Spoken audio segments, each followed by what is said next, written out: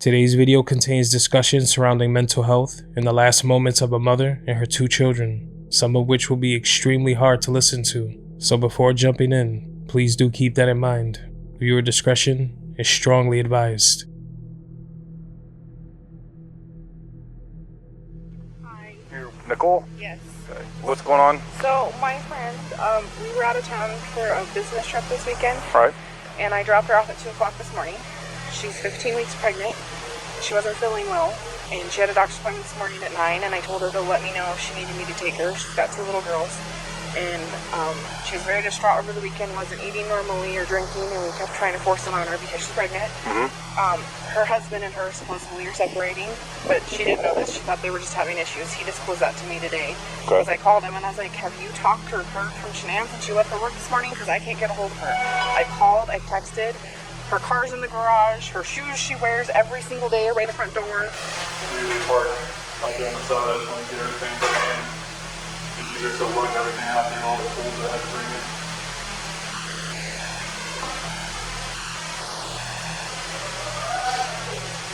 My detective just showed up, so he'll probably want to talk to you. He'd probably, like I said, he might have you call at the bank and see if there's any kind of activity.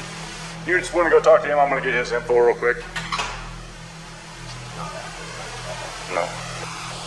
Asked by a reporter if the couple had been fighting, Watts responded, It wasn't like an argument. We had an emotional conversation, but I'll leave it at that. But I just want them back. Police in Colorado say they have found 2 bodies they believe are the daughters of Christopher and Shanann Watts. Christopher Watts reportedly confessed Thursday to killing his pregnant wife and 2 daughters. Watts appeared in court hours after police found his wife's body at an oil field where he works. The footage you're watching was taken in August of 2018. It surrounds the high-profile slaying of pregnant wife Shanann Watts and her 2 children. The person responsible, her own husband, Chris Watts. It would later be revealed that Watts had been cheating on his wife and was looking to start over with the other woman. So, he decided to end the lives of the family that he'd once loved and cared for. The details are enough to shock and disgust anyone. While it's considered rare for events like this to unfold, it happens a lot more than people think or are even aware of. While the story of Shanann Watts isn't the main focus of today's video, the details in the story reminded me of a case from long before this. Back in 1993, one man residing in Queens, New York committed a similar, horrifying act, one that would leave the entire Elmhurst neighborhood in complete shock. Someone normally known to be a good person would do something that only a monster would be capable of, making for a grim start to the Chinese New Year. On today's episode of Evil Intentions, this is Inner Voices, the Year of the Rooster.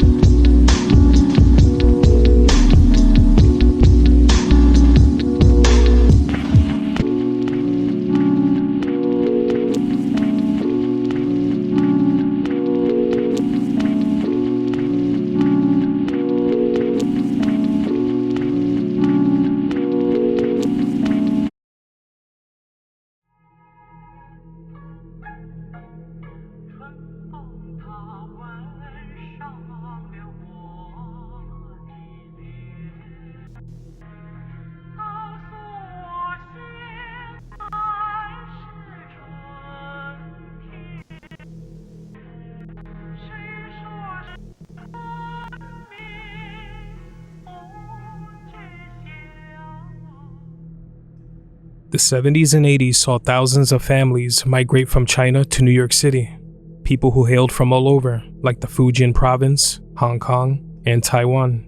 Once arriving in New York City, families would find work and settle down in areas like Lower Manhattan's Chinatown, Brooklyn, and Flushing, Queens, bringing a taste of their culture to the fabric of the Big Apple. One couple who made the long journey to the States and made New York City their new home was 24-year-old Hui Ming Wu and her husband, 30-year-old Da Pei Wu. He was also named as Dai Pu Wu. The couple came to New York from the Guangdong province in 1985. Like many others, looking for new opportunities. The shift from China to New York City was quite overwhelming. Such a different atmosphere and so much more fast-paced. a lot different from back home. It was a challenge, but one they intended to overcome.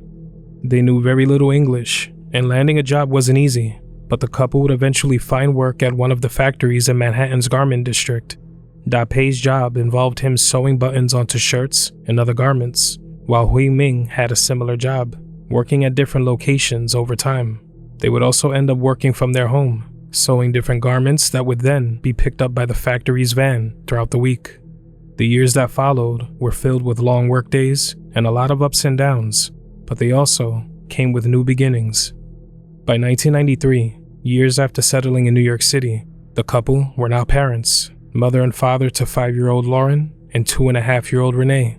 They resided in a 3-story duplex on 56th Avenue, a home with 4 separate apartments.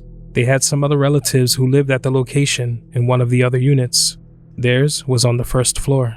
They were known as a kind and quiet family. They kept to themselves, never argued or had any issues with anyone. Daughter Lauren could often be seen riding her tricycle with the neighbor's child who was about her age. If they weren't doing that, they were playing catch or just running up and down the street, being kids. Beginning in September of 1993, Lauren began attending PS 102, located on Van Horn Street, just about a 6-minute walk from the family's home. She didn't know English very well, so she didn't speak much with her teachers, but she loved her time at school. She had a great attendance record and was said to be very bright, learning more and more every day. She was described by teachers as a very happy child who always wanted to come to class, always dressed nicely, and always well behaved. If Lauren was in front of the home playing, her mother Hui Ming would sometimes be in the yard planting flowers or handling errands inside, but always with a close eye on the children. For anyone who knew them, they were just a pleasant family. No signs at all of anything wrong. Now from the outside looking in, everything seemed as normal as can be. But for a while now, Da Pei had been struggling. What many didn't know was that back in the summer of 1992, you remember that van I mentioned?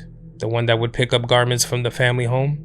Well, it stopped coming, and that was because Da Pei was forced to quit his job. This was said to be because he was struggling with mental health issues. It would only get worse with time, and eventually, it would lead to horrors unfolding in Elmhurst.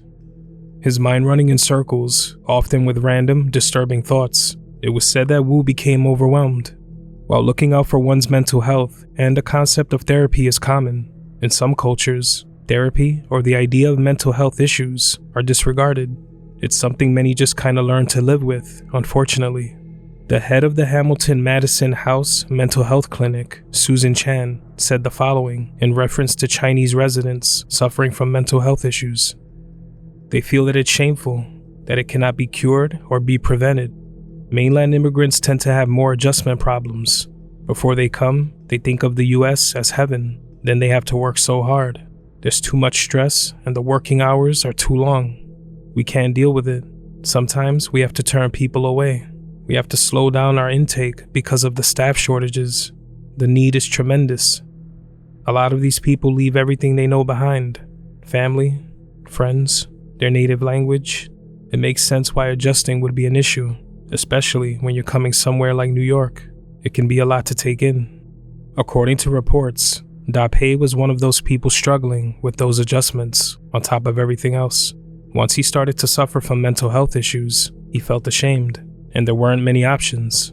In his desperation to rid himself of the disturbing thoughts, sources stated he decided to seek the help of folk priests in Chinatown.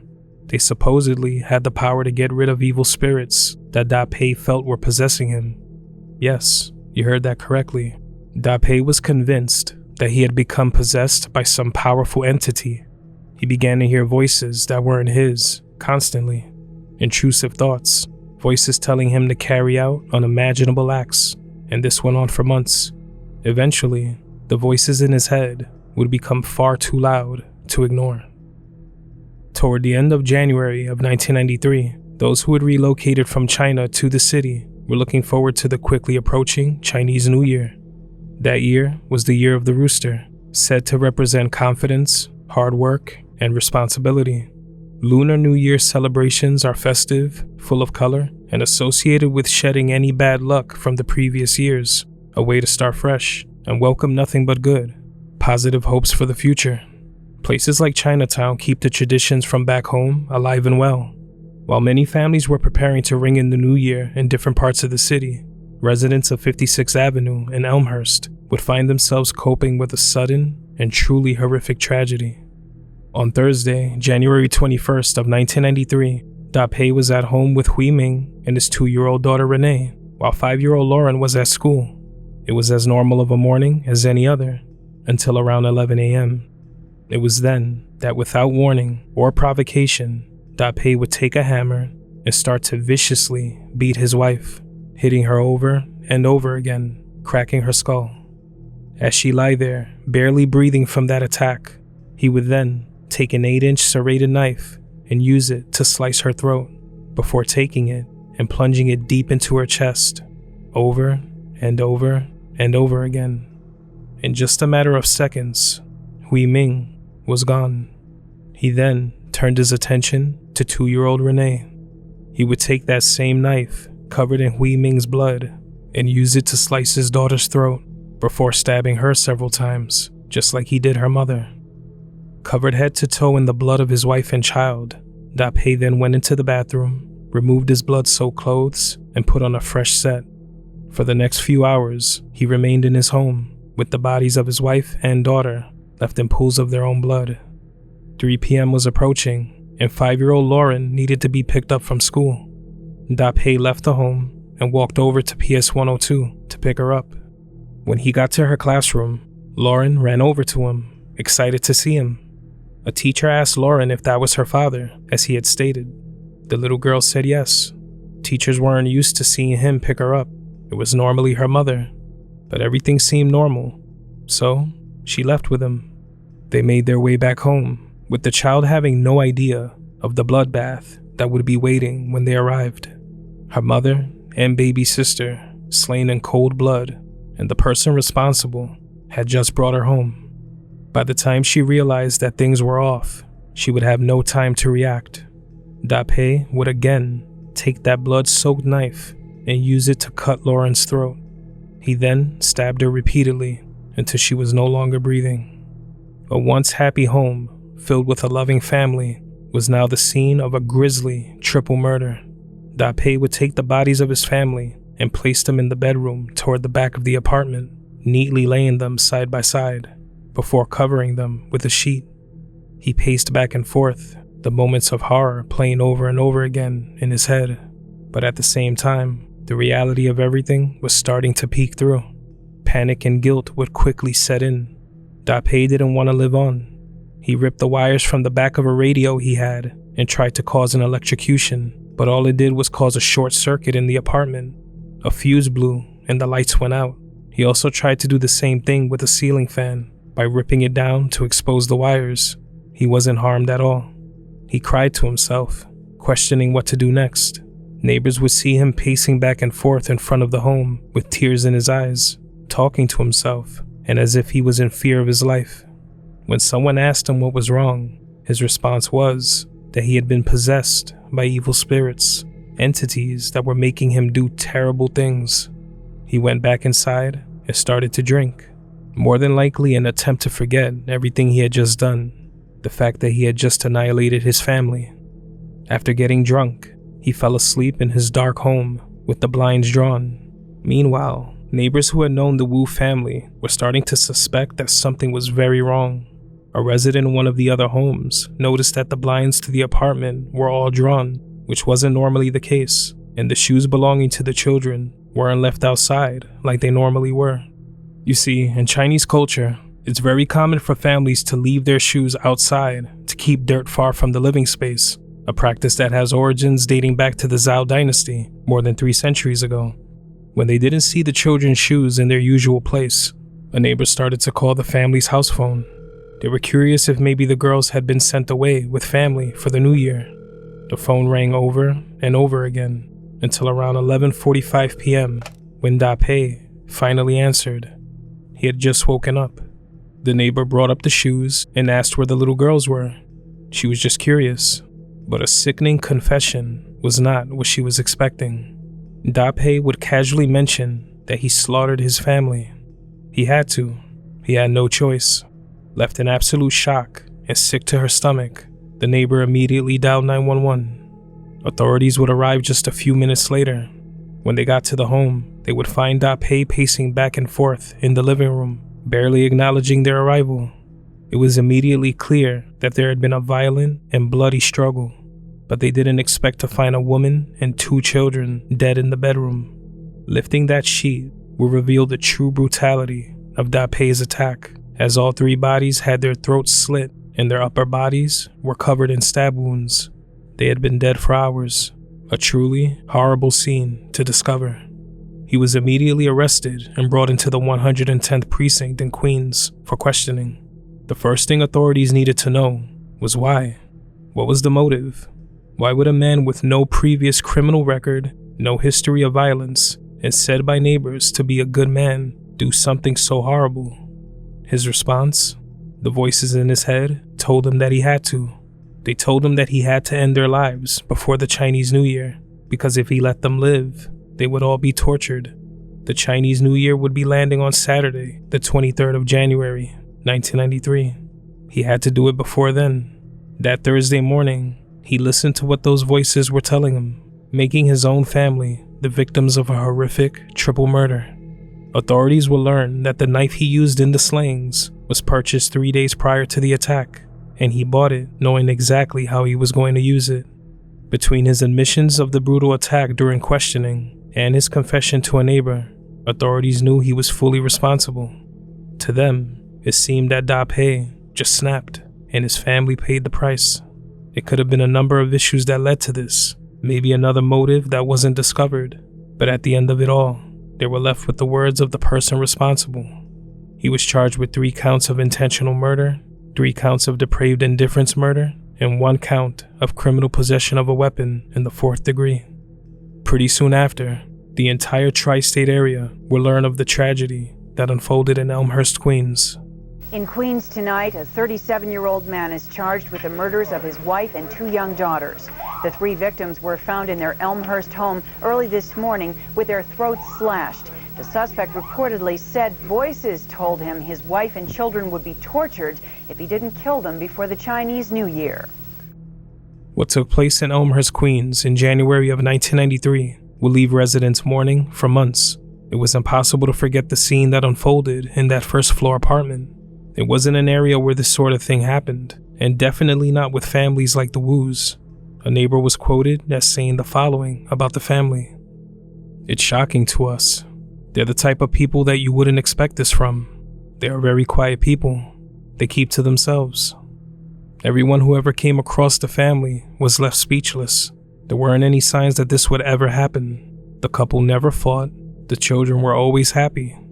Once headlines began detailing what took place, it would leave a strange feeling in the hearts and minds of those who actually knew this family. Could it be possible that some unknown force could take hold of someone and make them do the unthinkable?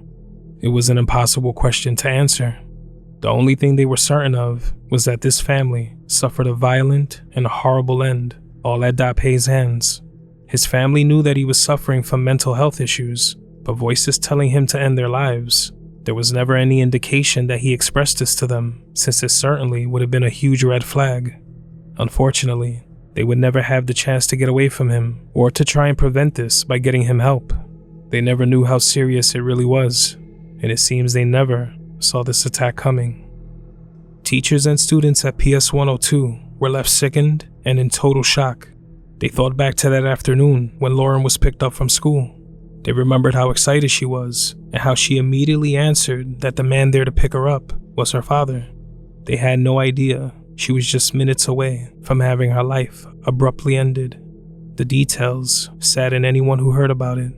All they could hope for was a quick end, that she didn't suffer. But still, a child's life being brutally ended at just 5 years old, it was just too much to bear for some.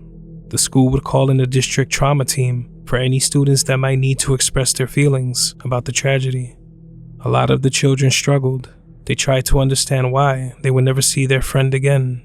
As a child, you're often taught to stay away from strangers, to only trust those that you're close to. But the person who did this to their friend, it was her own father. The voices told him to. Now, what if those voices found other parents? Will other children suffer the same fate? When you're a kid, that sort of outcome might seem possible, and that type of fear can be debilitating. The principal of PS 102 would assure the young children that they would be safe with their families, and that what Lauren's father did to her and her family wasn't something that all parents do. Teachers began to ask themselves if maybe they missed something, but there were never any signs of abuse, just a happy child who loved coming to school. After just a few months of getting to know Lauren, they were now mourning her loss, something they never thought they would experience. There was one more memory that stood out to teachers when it came to Lauren. The day before her life was taken, she said her first sentence in English. She told the teacher, "I love you." That was a huge deal for her, a true breakthrough after months of her being timid and still adjusting to school while learning the language. The teacher she spoke those words to had the following to say. Getting her to say anything meant a lot. What happened is horrible, but I felt satisfied that I made a connection with her. From that moment forward, Lauren's class and staff at PS 102 would try their best to move forward, but they would never forget Lauren. When it comes to Da Pei's sentencing, he would undergo psychiatric evaluation and be sent to prison. Information regarding his sentencing was kept confidential, and it's believed that he might have been taken out of the country and sent back to China. His whereabouts today are unknown. If alive today, Huiming Wu, Lauren, and Renee would be 56, 37, and 34 years old. Rest in peace to Huiming Wu and her daughters Lauren and Renee. You aren't forgotten.